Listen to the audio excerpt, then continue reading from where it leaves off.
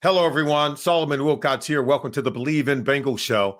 We've got a real treat for you today because we've got breaking news for the Cincinnati Bengals as they look to add to their coaching staff. So we're going to talk about that. But first, I want to talk about some of the things that I've noticed as we have now reached the final four teams in the playoffs for the National Football League. And what I've noticed is if you turn the ball over, you can't win. You cannot have a quarterback who's not conscious about protecting the football. And that's why the Cincinnati Bengals are very fortunate. Joe Burrow is not a high turnover rate quarterback. He does not throw the ball to the other team at a high level of frequency. He understands that when the game is on the line. Just look at Lamar Jackson. Only 4 interceptions during the entire regular season. He gets into a game against the Baltimore Ravens. He throws an interception. He has a fumble. And then Mark Andrews, of all people, one of the most reliable weapons that Lamar Jackson has. When the game gets big, he can't catch a 2-point conversion play. And then he fumbles while trying to make a move at the second level. Let's face it, the Baltimore Ravens' best players cost them the game. This is something you got to pay attention to because when you get to the playoffs and you get into the second season, it's not some random guy at the end of the bench who's going to hurt you. It's the everyday player trying to do too much. You can get yourself in trouble in the NFL when you get into playoff games because guess what? We don't play a series of best 3 out of 5 or best 4 out of 7. You lose and you go home. Your season's over. And that's why everybody gets tight. And, man, listen, when you play in the playoffs, enjoy it. Don't play tight. Stay relaxed. Have fun. And know that it ain't over because you plan on winning. I'll tell you another thing that I noticed. The teams that are closely knit and that are well put together, like the Buffalo Bills, they got rid of distractions. Stephon Diggs, let's face it, he was a distraction for the team. They had some other distractions, too, that are no longer on the team. And guess what? The quarterback's able to play free, Josh Allen. The team is able to play free. The coaches and Joe Brady, the offensive coordinator, doesn't have to try to get certain people the ball. He gets to play free. Whenever you have mental distractions on your team, the team is going to play uptight. In fact, they're not going to look like they want to be there. Cincinnati Bengals, does that sound familiar? Remember what our season was when we first started against the New England Patriots? We had a team that had mental distractions. We had a team that didn't look like they wanted to be there. This is not a chastisement of the players.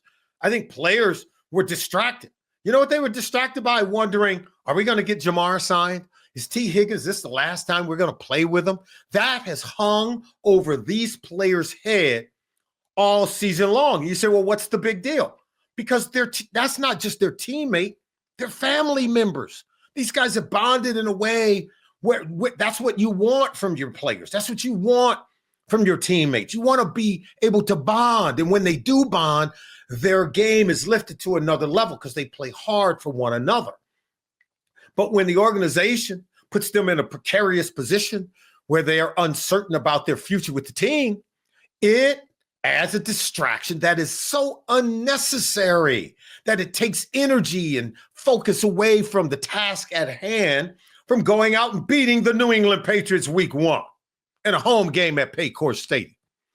If there's anything that we can do to help the Cincinnati Bengals and the players and the coaching staff in 2025, let's not have any contract sort of lingering discussions heading into training camp. Let's make sure we get this stuff locked and loaded. Front office, can we do that? Can we please make sure that we put team morale as a high priority, just like any officer in any military or any Navy or any Marine Corps group? We understand that the morale of the troops are more important than anything. So are the morale of the players, because without it, you have distractions that dilute their energy and it divests them from the task at hand. All right, before we say goodbye to everybody, listen, got to talk to you about this. The biggest story in this year's playoffs, in the postseason, I'm telling you, it's bigger than you would ever think. It's about a first-year general manager in Adam Peters of the Washington Commanders. It's about a first year head coach with this team and Dan Quinn. How do you take a team that was dysfunctional, broken, and couldn't get out of their own way? It's been 31 years since the Washington Commanders last made it to a conference title game. Got to go back to 1991, I believe, since they last made it this far. And they're doing it with a rookie quarterback. That's right, a rookie quarterback in Jayden Daniels. Bengals fans, we got to look at him in the Monday night game when he threw that touchdown pass. When we were blitzing him, we hit him in the chops, right in the mouth, and he still dropped it right down the field on the back pylon for a touchdown over Dax Hill. Jayden Daniels is a bad dude.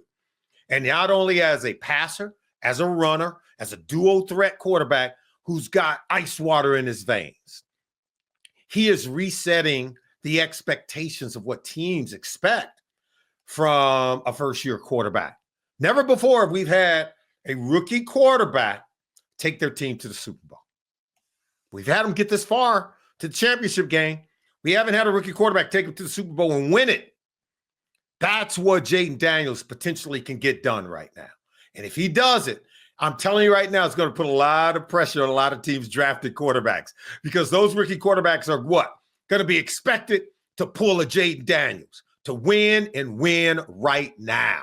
That's what's going to be expected. So BetOnline continues to be the world's most trusted betting platform and your number one source for online betting in 2025. So whether you're a seasoned fan or a first-time bettor, BetOnline is your ultimate game day companion with the largest selection of odds on everything from football, the NBA, college basketball, and NHL and UFC.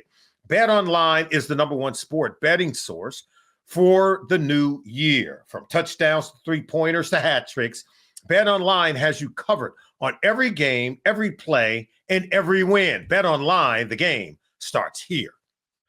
Hello, everyone. Solomon Wilcots here as we get set for another edition of the Bleav in Bengals show. And, of course, our insider, Charlie Goldsmith, joins us today. And, Charlie, look, Cincinnati Bengals are still on the search at the time of this recording for their next defensive coordinator. We're hearing names like Patrick Graham, Al Golden. Those are the names at the top of the list. Charlie, what combination of skill set, scheme, what sort of type of coach that they're looking for when they hire their new defensive coordinator? Yeah, they're not bringing in a guy and saying, run a 4-3, run a 3-4, run a system that runs a lot of press, or that plays a lot of man, that plays a lot of zone. That schematic stuff, that doesn't seem to be their priority. What the priorities clearly are someone who can come in and be multiple, who can adjust on the fly, who can develop players and build a scheme around the strengths that you can see from the guys that you're building around. Because, any defensive coordinator that's going to come in, he's not going to be able to bring an army of guys who fit his scheme with him. What it's going to be about is what can you do with Jordan Battle and Cam Taylor-Britt and DJ Turner and Dax Hill and Miles Murphy and the young core of the Bengals defense? What can you do to maximize that group? And it's going to come down to player development and developing players and kind of steering them towards specific strengths and specific roles that you build your scheme around. How much time are, say, the next defensive coordinator is going to have to sort of spend on talent evaluation? Many of the Bengals coaches, as you well know, work as not only as coaches during the season, but as scouts and talent evaluators during the offseason when it comes to free agency or when it comes to the draft. How much is this new defensive coordinator going to be expected to help select players or sort of build out the roster, at least on his side of the ball? Yeah, it's going to be a notable amount of time. That's just how the Bengals do things. And could they use another scout or two? It wouldn't hurt. But the way the Bengals have operated, they're really empowering their coaching staff. That's the way they've always done it. It's interesting, too. One of the candidates for this job is Al Golden. And I remember interviewing him in 2021 about drafting Logan Wilson. And it's funny, the day the world shut down with COVID, he was actually just coming back from Wyoming, having been to Logan Wilson's pro day. And he got to see him and work with him at the Senior Bowl as well. So Al, I remember talking to a few years ago about how that hands-on experience was so valuable, and specifically identifying and targeting the specific skills and traits and people he prioritized. It panned out with Logan Wilson. If it's Al Golden as the next DC or someone else, I do think there'll be a lot of that you continue to see carry over. I want to sort of push on that a little bit, because whatever happened to players play, coaches coach, scouts just, hey, evaluate the talent, right? Because you and I both know that while coaches are coaching at the end of the season, the scouts are out there putting in the work. And for those teams that employ people full time to do those jobs, they seem to have a head start on many of the other teams who have their coaches to sort of do some of that same work. How has that maybe helped the Bengals at times in the past, and how has it maybe hurt them sometimes in the past? Yeah, I think the fact that, when they built their Super Bowl defense in 2021, they had the perfect archetypes for the scheme Lou Anarumo was trying to run. Yeah, that was great. Well, it wasn't great this season, obviously, and I think something you saw was a lot of similar types and archetypes of players, kind of redundant, to where when you needed a different, pitch off the bench, so to speak, a different archetype, a different skill set, you just had more of the same. And I think you're seeing that carry over as maybe a flaw or a concern heading into 2025. They've got a bunch of guys who fit Lou Anarumo's scheme, and Lou's gone. So how quickly can they pivot and adjust to what their new defensive coordinator specifically is looking for? The coaching staff-driven approach now has a bunch of Lou type in whoever the new guy's scheme is going to be. So that's definitely a trade-off that's impacting them negatively right now as well. Now, the Bengals decided to keep their secondary coaches. You and I both know they have two secondary coaches in Charles Burks and Jordan Kovacs. And what does this mean when you hear that they're going to keep those two? And how does that sort of mesh with any new defensive coordinator that's coming in? First of all, I like these guys, like not just as people, getting to know them and knowing their body of work as coaches and their approach and knowing what Dak's thinking of them. I think they're good. Like Charles Burke specifically, the way that he got Cam Taylor-Britt ready to go in 2022 as a rookie thrown into the fire. You look at, I remember a Buccaneers game in 22 where there were all these injuries. So Dax Hill had to play slot for the first time in his life. And Chuck put in all this work to get him ready for that moment. I think him and Jordan Kovacs really lead a room. Jordan's got a long track record with Zach as well, going back to their time in Miami in the mid-2010s. So I think what you saw was the desire for a decent amount of continuity, belief in two coaches. And then again, like, a new DC is not going to come in and completely reinvent the wheel, reinvent the whole system. They want there to be carryover that play to the strengths of the personnel they have. So for that reason, it doesn't make sense to completely blow out a coaching staff. Now, at the time of this recording, Cincinnati Bengals have announced they've hired their new offensive line coach, 46-year-old Scott Peters, who, oh, by the way, I give a glowing recommendation. Had a chance to work with him. I've seen what he can do. This guy's very knowledgeable. He is very skilled when it comes to teaching the techniques that help offensive linemen not only to improve, but to help them dominate. He's going to teach toughness. There's no doubt about it. And oh, by the way, he learned and studied and coached for 4 seasons from 2020 through 2023 under Bill Callahan, who I consider to be one of the best offensive line coaches in the NFL. He had spent some time in Cleveland with Bill Callahan, Brian Callahan's dad. So to have him come in as the Bengals offensive line coach, for me, this is a huge get for the Cincinnati Bengals. How do you feel about it, Charlie? I guess we'll see. You never really know with an offensive line coach, but if Bill Callahan has confidence and belief in you, I think that goes just about as far as any recommendation could go. I think he knows what he's looking at from a coaching perspective more than anyone. I like the fact that he's led a room before and, he has that assistant experience under Callahan, but he ran the show in New England this past year. And Drake May, what a rookie season. The fact that he did it behind that offensive line was a miracle. And I actually see this as a positive for the new Bengals offensive line coach. Here, at some point, it's about talent, right? And here are the guys that they were playing. Their left tackle was a 6th-round pick who had never played before. Their center was Ben Brown, who couldn't get out of training camp with the Bengals and looked terrible in Bengals training camp, and all of a sudden was out there playing big snaps for the Patriots. Their right guard was Michael Jordan, the guy who got Joe Burrow's ACL torn. And their right tackle was an undrafted free agent who had never played in the league before. So with those being the pieces you work with and still your passing game is functional, I mean, that's good work. I tip my cap for that and combine that with the Bill Callahan recommendation. And sure, that makes a lot of sense as a hire. My good friend, Merrill Hodge is going to be excited too. He won't be happy because the Pittsburgh Steelers don't have him, but he understands how good Scott Peters is as an offensive line coach. And I want to go back to the fact that he learned under Bill Callahan. And if you can't get Bill Callahan as your offensive line coach, what you want is his protege. You want people who've come up under him, where you're going to get some of the zone stuff, some of the inside and outside zone sort of blocking with the offensive line. Obviously, that kind of technique is different from man blocking and double team, but you're going to get some of that too. You're going to get some pin and pull and power runs, which I think we need in this offense at times. But you get a little bit of a combination of both. And obviously, the Cincinnati Bengals, Charlie, have the mass. They have the size on an offensive line to, I believe, to be more dominant in the run game than what we've seen over the last couple of seasons. Kind of like the defensive coordinator stuff, too. I don't think this is a sign that they're reinventing who they are. Zach and Dan Pitcher have their philosophies and their principles. They're going to prioritize pass protectors. They prioritize size. They're going to continue to run multiple run schemes. They've prioritized being versatile, inside zone, outside zone, they've got it all in there. They're going to keep doing all that. Where the new coach comes in is player development. It's technique from an individual perspective. It's evaluation with free agency in the draft. And, the Bengals have done, outside of Amarius Mims, a pretty poor job from an evaluation standpoint in the draft in particular. So having a new voice and new perspective can, in their eyes, be an improvement. And it's got to be for this offensive line to improve. Charlie, I got tired of counting how many first or second round picks from Jackson Carman down to Cedric Aboye, down to Billy Price. How many first or second round pick offensive linemen that have not failed, but just it's been not even come close to sticking. And Amarius Mims, don't get me wrong, that was a good pick. I'm happy with that pick.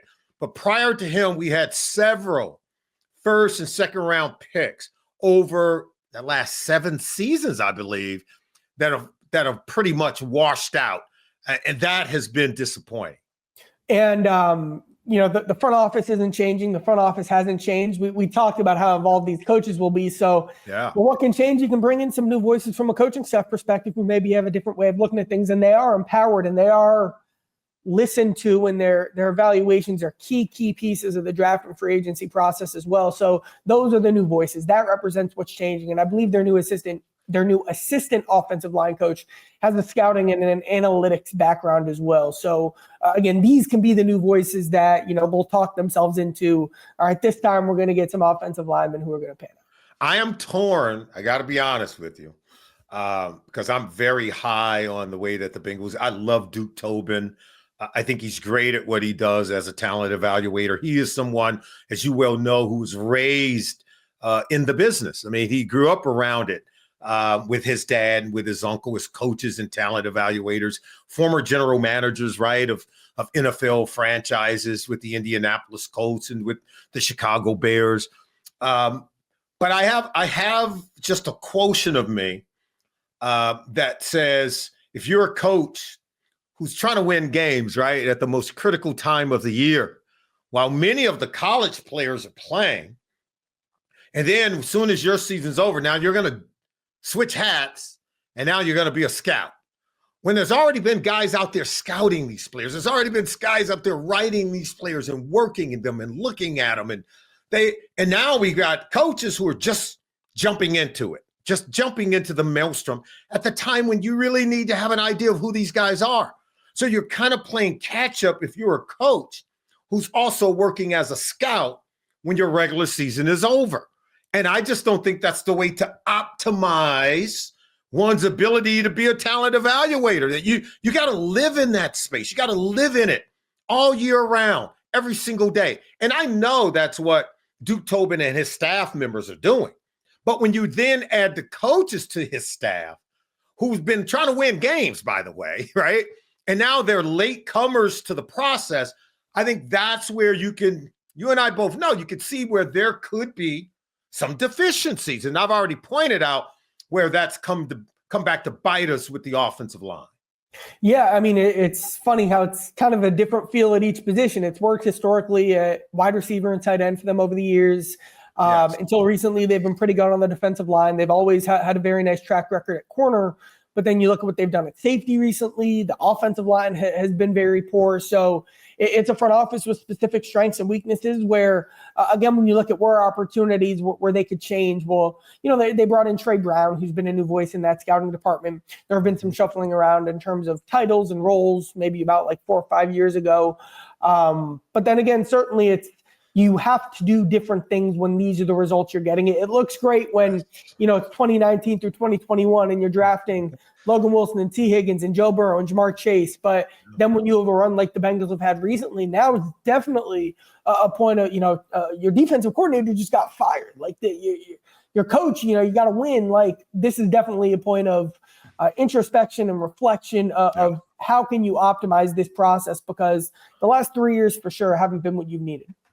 Now, I will say on the other side of that coin, as say if I'm coaching and I'm coaching a certain area, I remember Dick LeBeau playing for him with the Cincinnati Bengals.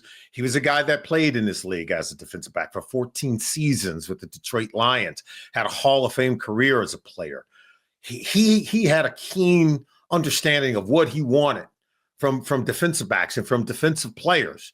And if I was working in that role, and Mike Brown said, all right, Solomon, you get to pick your own players. What coach wouldn't want that, right? Every single coach would love to weigh in. If you got to coach them, you want to be able to weigh in on what kind of players you're going to get. And not every team affords their coaching staff to be able to help in the process of picking the players. So while I point on one hand how it's kind of a late to the party, not a full-time role for the coaches to be talent evaluators, that if I was a coach, this is the team that I would want to work for. This is the team that I would want that empowerment to be able to pick my own players. So there's two sides to that coin, isn't it? And again, it looks great when you're on a hot streak in the draft. And the Bengals have had a few of those, one in the early 2010s, one in the early 2020s. And it looks like a terrible system when you're on a cold streak in the draft, like the Bengals are in now. And again, just keep stressing the importance of this window of this offseason, of this draft and free agency period for the Bengals, and some new voices, some returning voices, some core philosophies that'll continue to kind of be a through line throughout. All of that leads up to a really massive offseason for Cincinnati. A couple of more questions for you. After, of course, we're recording this on Monday ahead of the national championship game between the Ohio State Buckeyes and the Fighting Irish of Notre Dame.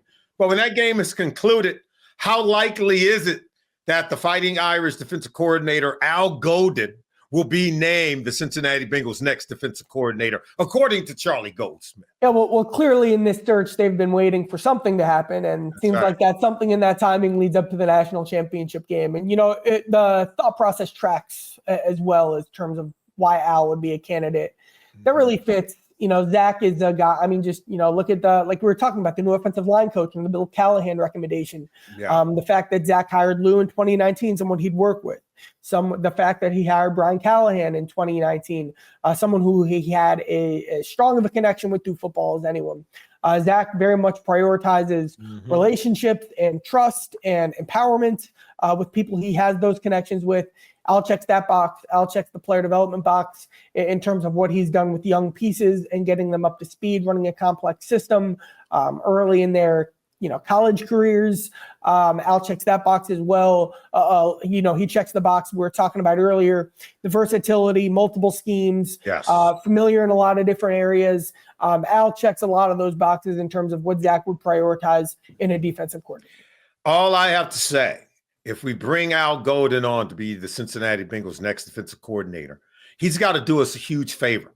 And he's got to bring the All-American safety, Xavier Watts, with him, okay? You got to make sure, because Xavier Watts is an excellent player. I love the way that Al Golden uses multiple defensive backs in his system with the Fighting Irish of Notre Dame. In fact, you want to get a glimpse of what he does defensively, watch the national championship game, because they're going to have their work cut out against the Ohio State Buckeyes. There's no doubt about it, covering some really good wide receivers. One last question before we let you go.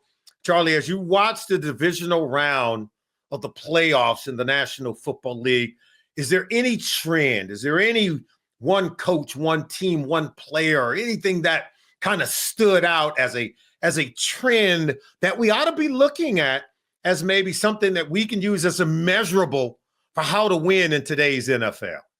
Yeah, I love these questions. And usually I'll answer with like this scheme idea, this concept that's a common trend, or this way rosters were constructed with resources and priorities and all that kind of stuff. Yeah. And I was thinking about that over the weekend. And then I watched, the Ravens-Bills game, and Mark Andrews drops a 2-point conversion. And you know what? Sometimes it's as simple as catch the football. I know. Sometimes it's that simple. And I'll tell you what, this is 100% the truth. Zach Taylor prioritizes people who catch the football as much as absolutely any coach in football. So obviously the Jermaine Burton pick hasn't worked out. But when they drafted Jermaine Burton, you know what I heard time after time after time after time? 0 drop. That was the number one line on the Bengals scouting report of Jermaine Burton. Zach Taylor has an old adage that a coach told him a while ago that he says rings true. He wants guys who are tough and can catch. And he says those guys are harder to find than you think. Guys who check both of those boxes. Zach really prioritizes guys who catch the football and have very little drops. If you want to project who they're going to get from a pass catcher perspective in free agency or in the draft, make sure drops are high up on your list of things you're looking through. Guys with low drop numbers have a much, much higher percentage chance of being with the Bengals. And again, it's simple. We usually talk about, but sometimes you just got to catch the football. And Zach Taylor really does believe that. That means he's keeping T. Higgins. That's a good point. T. Higgins has a tremendously high touchdown, first down catch rate, 80%. This guy catches anything. He's got a catch radius that's like a helicopter. I'm telling you right now, he's covering a lot of space. You and I both know that. And he's competitive. And by the way, came in with Joe Burrow, the relationship that he has with Joe Burrow and Jamar Chase. I think these 3 guys are 3 best football players. I'm going to put Trey Hendrickson in that mix too, but he's a little bit older. So when you talk about the age, the youth, the talent, the consistency, the chemistry between 3 players on offense, it doesn't get any better than the law firm of Burrow, Chase, and Higgins. So we got to do our best to keep those 3 together. Charlie, you're the best, my friend. Thank you for joining us once again on the Bleav in Bengals show. You keep up the great work, and we'll see you again next week, my friend. Thanks for having me.